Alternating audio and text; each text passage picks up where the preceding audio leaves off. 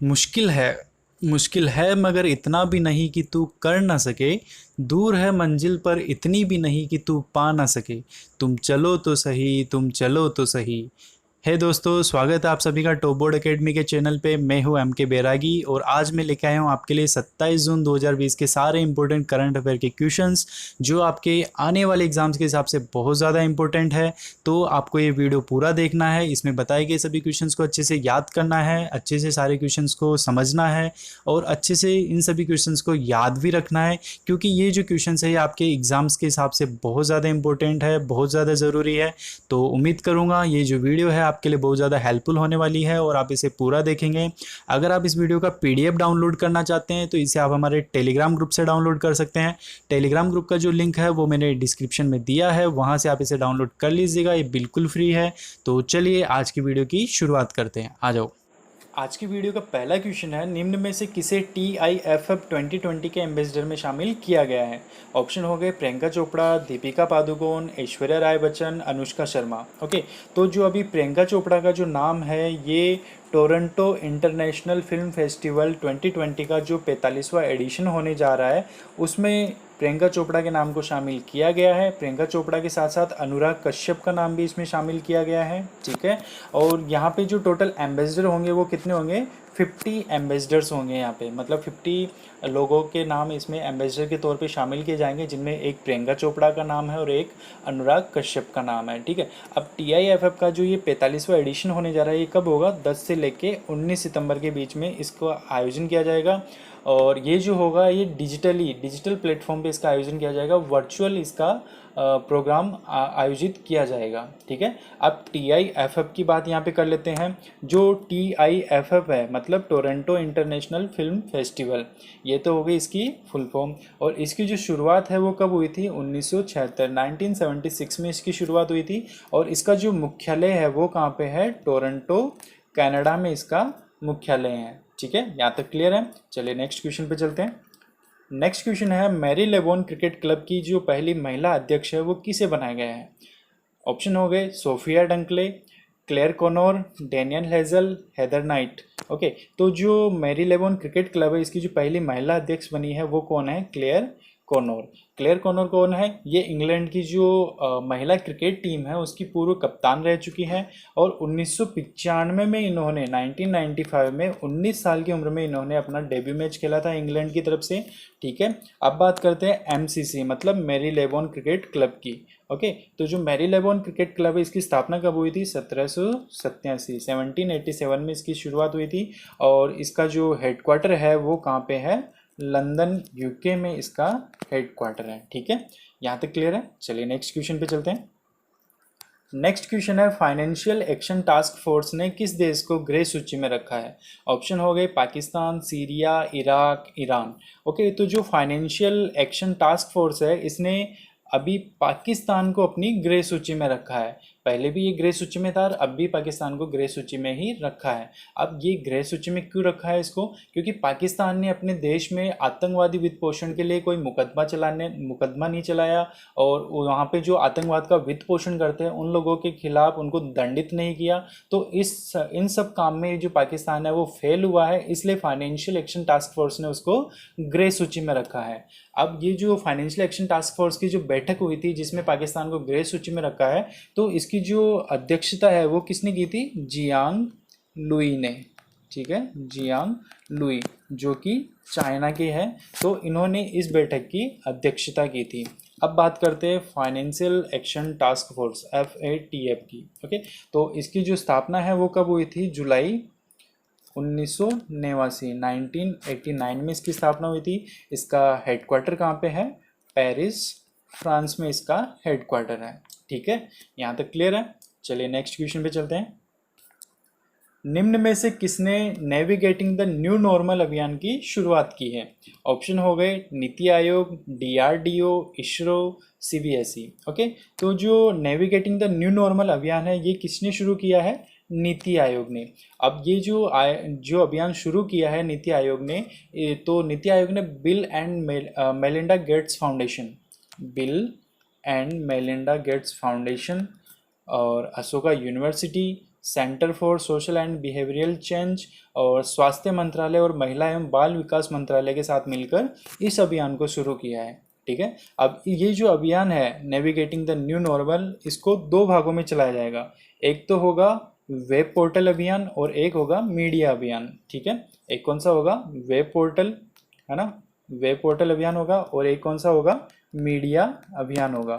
जो web portal अभियान होगा इसमें 4 प्रमुख व्यवहारों पे जोर दिया जाएगा, जिसमें क्या क्या शामिल होगा, मास्क पहनना, सोशल डिस्टेंसिंग मेंटेन रखना, मतलब 2 गज की दूरी रखना, हाथ साफ रखना, सार्वजनिक स्थानों पर थूकने से लोगों को रोकना। तो इन 4 पॉइंट पे जोर दिया जाएगा, किस वाले में, वेब पोर्टल अभियान में। अब जो दूसरा अभियान है मीडिया अभियान, तो इसमें एक ही चीज़ पे जोर दिया जाएगा और वो क्या है, मास्क पहनना। तो सभी लोगों को मास्क पहनना बहुत ज़रूरी होगा। तो उस अभियान, तो उसको जो प्रचार किया जाएगा वो किसके थ्रू किया जाएगा, मीडिया अभियान के थ्रू किया जाएगा। ठीक है, अब बात करते हैं नीति आयोग की। ठीक है, तो नीति आयोग की फुल फॉर्म क्या होती है, national institution for transforming India. क्या होती है, national institution for transforming India. स्थापना कब हुई थी इसकी, 1 जनवरी 2015 को इसकी स्थापना हुई थी।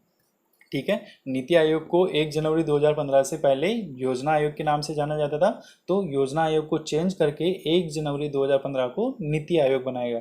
ठीक है, इसका हेडक्वार्टर कहाँ पे है, हेडक्वार्टर जो है वो कहाँ पे है, न्यू दिल्ली में इसका हेडक्वार्टर है। ठीक है, इसके अध्यक्ष कौन होते हैं, इसके जो अध्यक्ष होते हैं वो भारत के प्रधानमंत्री होते हैं। तो अभी जो श्री नरेंद्र मोदी भारत के प्रधानमंत्री है, तो वो नीति आयोग के अध्यक्ष हैं। ठीक है, और इसके जो सीईओ है वो कौन है, सीईओ कौन है इसके, अमिताभ कांत।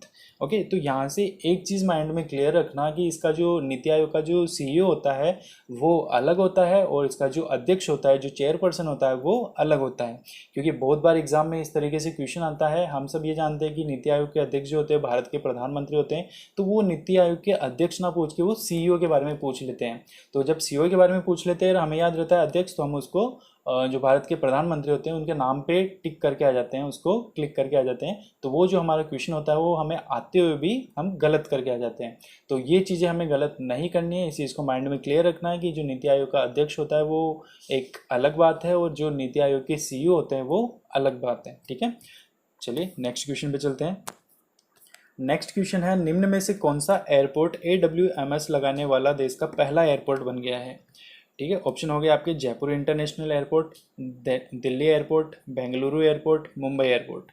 ओके, तो जो AWMS मतलब aviation weather monitoring system, aviation weather monitoring system लगाने वाला देश का जो पहला एयरपोर्ट बना है वो कौन सा है, बेंगलुरु एयरपोर्ट है। ठीक है, बेंगलुरु एयरपोर्ट पे इस देश का सबसे पहला AWMS aviation weather monitoring system, ये सिस्टम वहाँ पे लगाया गया है। और ये जो सिस्टम है पूर्ण रूप से स्वदेशी तकनीक से विकसित किया गया है। ठीक है, और एविएशन वेदर मॉनिटरिंग सिस्टम जो है इसको बेंगलुरु स्थित CSIR, ठीक है, CSIR की एक ब्रांच है, national aerospace laboratories, national aerospace laboratories, तो इन्होंने इस सिस्टम को बनाया है, विकसित किया है।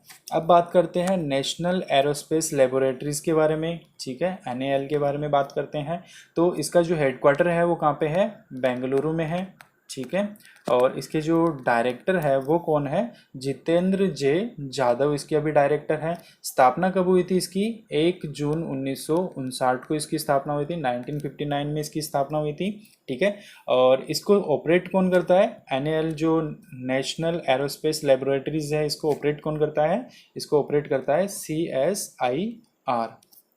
ठीक है, CSIR की फुल फॉर्म क्या होती है, council of scientific and industrial research, council of scientific and industrial research CSIR की फुल फॉर्म होती है। ठीक है, यहाँ तक क्लियर है।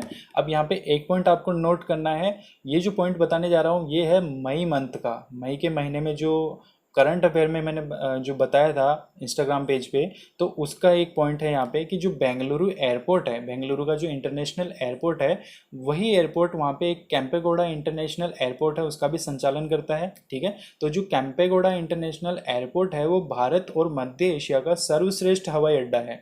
ठीक है, भारत और मध्य एशिया का सर्वश्रेष्ठ हवाई अड्डा है, जिसके लिए साल 2020 का स्काई ट्रैक्स अवार्ड उसको मिल चुका है। ठीक है, तो ये क्वेश्चन भी हमें याद रखना है कि जो कैंपेगौड़ा इंटरनेशनल एयरपोर्ट है उसको स्काईट्रैक्स अवार्ड मिल चुका है 2020 का, साल 2020 का। ठीक है, यहाँ तक क्लियर है। चलिए नेक्स्ट क्वेश्चन पे चलते हैं। नेक्स्ट क्वेश्चन है, अंतर्राष्ट्रीय मुद्रा कोष ने वित्त वर्ष 2021 के लिए भारतीय अर्थव्यवस्था में कितने प्रतिशत की गिरावट का अनुमान लगाया है? ओके, ऑप्शन हो गए 3.5%, 1.5%, 4.55%, 2.5%। ओके, तो जो अंतर्राष्ट्रीय मुद्रा कोष है उसने वित्त वर्ष 2021 के लिए भारतीय अर्थव्यवस्था में 4.55% की गिरावट का अनुमान लगाया है। ठीक है, अब यहाँ से बात करते हैं इन अंतर्राष्ट्रीय मुद्रा कोष की, मतलब IMF, इंटरनेशनल मॉनेटरी फंड। जब भी ये कोई ऑर्गेनाइजेशन होता है तो इसकी हिंदी भी याद किया कीजिए और इसकी इंग्लिश भी याद रखा कीजिए, क्योंकि दोनों ही वर्ड हमें याद रखना बहुत ज़रूरी होता है, क्योंकि कहीं पे अगर मान लो हिंदी नहीं आती है तो इंग्लिश काम आती है, कहीं पे इंग्लिश समझ नहीं आती है तो वहाँ पे हिंदी काम आती है। ओके, तो कोशिश करो दोनों लैंग्वेजेस आनी चाहिए हमें। अब बात करते हैं IMF की, तो इंटरनेशनल मॉनेटरी फंड मतलब अंतर्राष्ट्रीय मुद्रा कोष जो है इसकी स्थापना कब हुई थी? 27 दिसंबर, है ना, 27 दिसंबर 1945 को इसकी स्थापना हुई थी 1949 में। इसका हेडक्वार्टर कहाँ पे है? वॉशिंगटन DC में इसका हेडक्वार्टर है। ठीक है, कहाँ पे है? वॉशिंगटन DC USA में इसका हेडक्वार्टर है। इसकी जो अभी मैनेजिंग डायरेक्टर है, जो MD है, वो कौन है? क्रिस्टलिना जियोर्जीवा। ठीक है, कौन है? क्रिस्टलिना जियोर्जीवा इसकी मैनेजिंग डायरेक्टर है। ठीक है, यहाँ तक क्लियर है। चलिए नेक्स्ट क्वेश्चन पे चलते हैं। नेक्स्ट क्वेश्चन है, किस राज्य में मुख्यमंत्री मातृपुष्टि उपहार योजना शुरू की गई है? ऑप्शन हो गए मणिपुर, त्रिपुरा, मिजोरम, मेघालय। ओके, तो जो मुख्यमंत्री मातृपुष्टि उपहार योजना है ये कहाँ पे शुरू की गई है?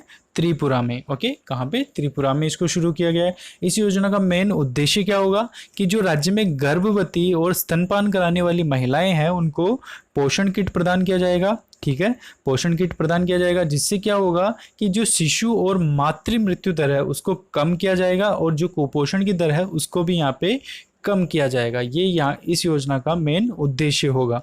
अब बात करते हैं त्रिपुरा की, तो त्रिपुरा के जो CM है वो कौन है? बिप्लब कुमार देव है। ठीक है, कौन है? बिप्लब कुमार देव है।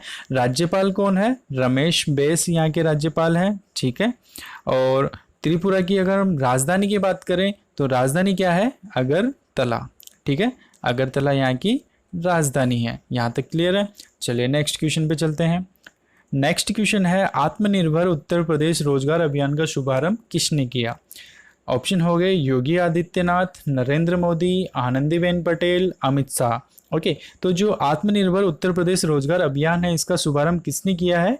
प्रधानमंत्री नरेंद्र मोदी ने इसका शुभारंभ किया है और इसे वर्चुअली लॉन्च किया गया, मतलब डिजिटल माध्यम से इसको लॉन्च किया गया है। इस योजना का मेन उद्देश्य क्या होगा कि जो राज्य में बाहर से लौटने वाले राज्य के जो प्रवासी मजदूर है, जो श्रमिक है, उनको रोजगार मुहैया कराना इसका मेन उद्देश्य होगा। ठीक है, अब बात करते हैं उत्तर प्रदेश की, तो जो उत्तर प्रदेश है यहाँ के मुख्यमंत्री कौन है? योगी आदित्यनाथ।